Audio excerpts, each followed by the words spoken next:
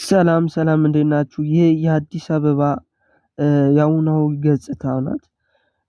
ይህ አሁን ያለንበት ቦታ ቦሌ አካባቢ ነው።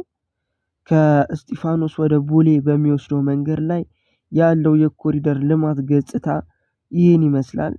ሰዎች እንደምታዩቸው ከስራ መልስ እየተመለሱ ያለበት ሰዓት ነው። ብዙዎች የታክሲ ወረፋ ይዘዋል።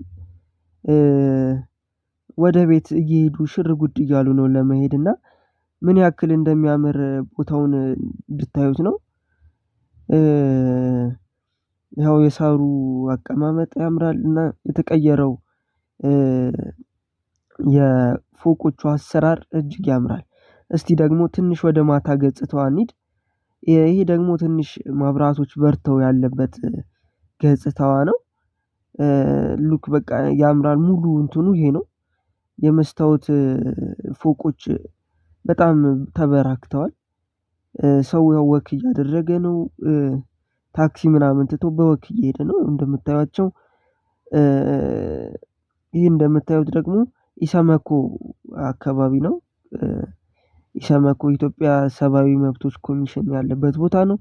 ያው ገና ስለደረሰ ደግሞ የገና እንትኑ በርቷል እንደምታዩት። ሰው ወደ ቤተክርስቲያን እየሄደ ነው። አንዳንዱ ከስራ መልስ ወክ እያደረገ እየተመለሰ ነው።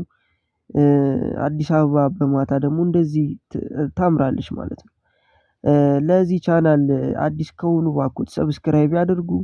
ሌላ ቪዲዮ እንለቃለን በኋላ እንደዚህ አይነት ቪዲዮ እንዲደርሱ ሰብስክራይብ ያድርጉ። ቤተሰብ ይሁኑ።